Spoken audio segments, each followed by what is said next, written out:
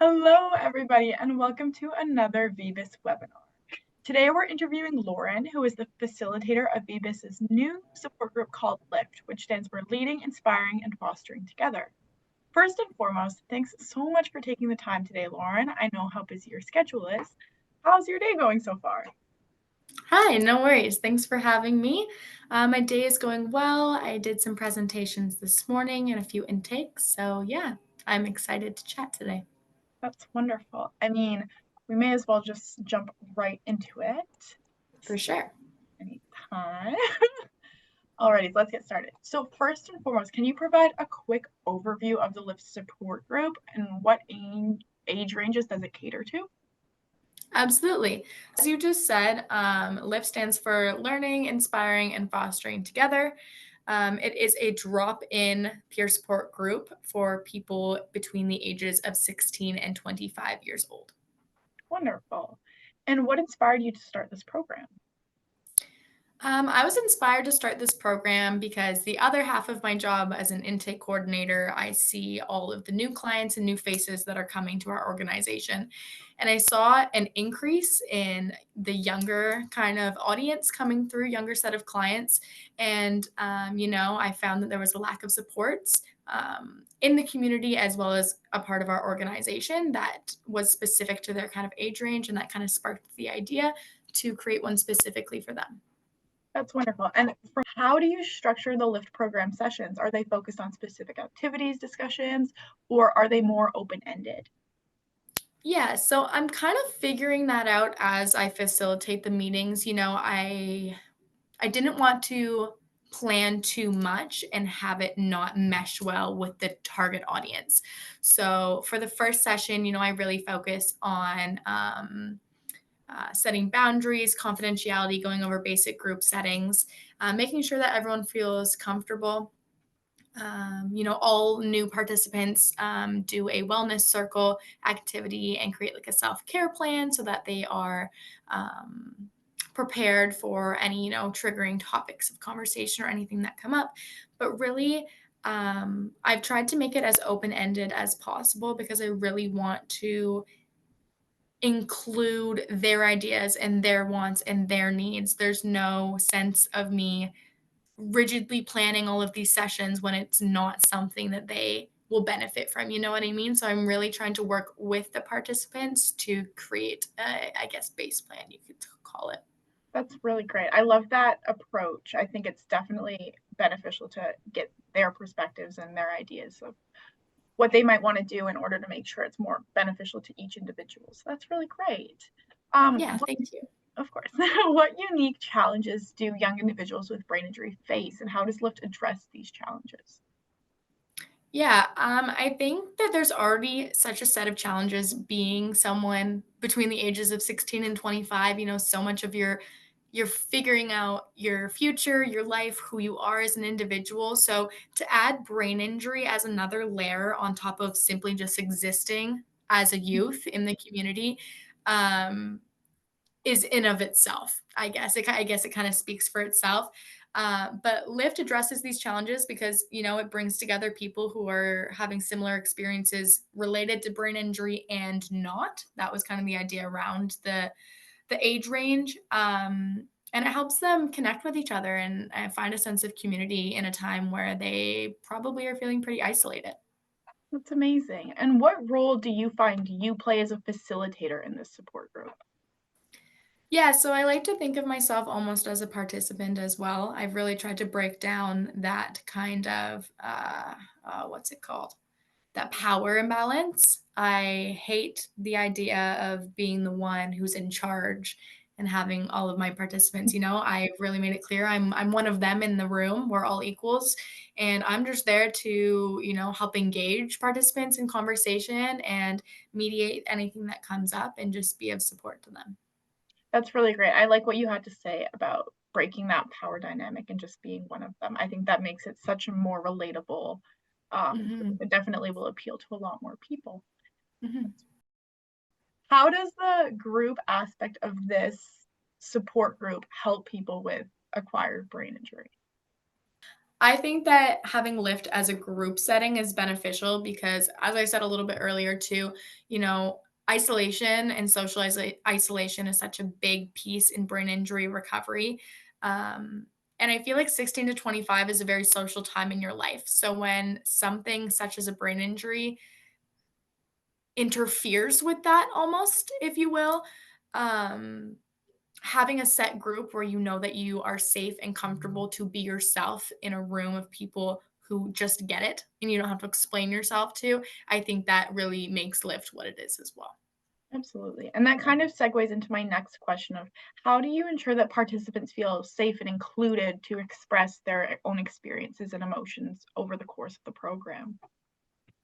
Absolutely. So we have a set, you know, not rules. I don't think rules would be the correct word, but we have like a list of boundaries that we create as a group, and all new participants that come in get to know these boundaries as well.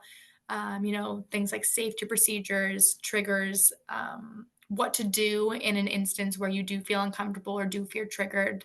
Feel triggered. You know, we have set things in place to support them during that, and as well, I'm briefly touched on how the first activity is a wellness circle, and that's really to help them create a self care plan so that if they do feel unsafe or unsupported, they have specific steps in their toolkit that they can use to advocate for themselves.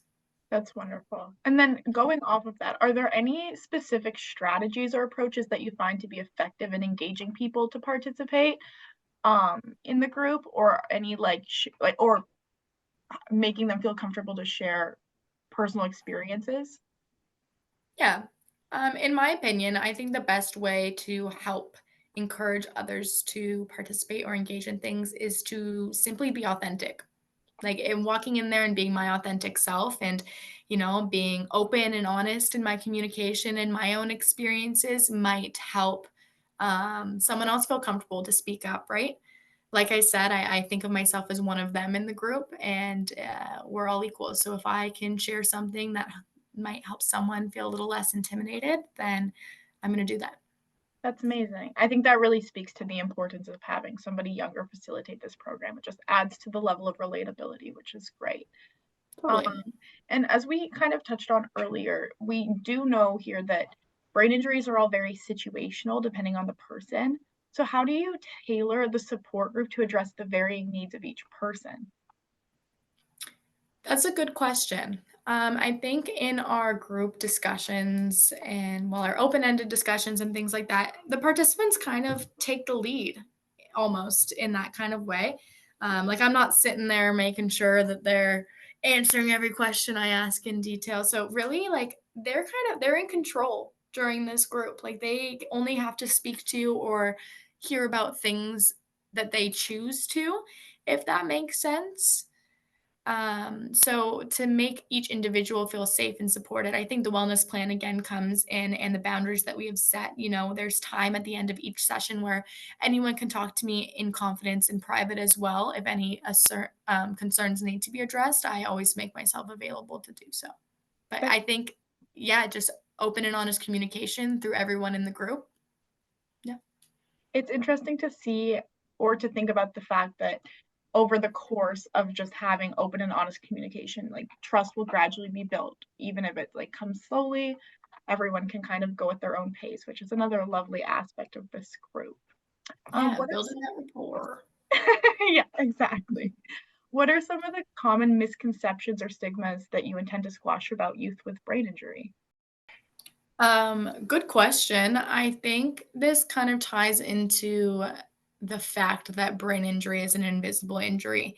Um, and it's interesting with this specific age group because a lot of the time, the older generations will look or overanalyze and almost judge younger people for their choices, their communication, you know. So um, there's a what I'm trying to say is there is a general lack of awareness and understanding about brain injury already. So when you mix that in dealing with the judgment of others as a youth, you add the invisible injury into that scenario, it can make life a whole lot harder. So Lyft is kind of here to help counteract that give them a sense of community where they are not feeling judged, where they're open to be themselves and be safe and accepted um, by other people.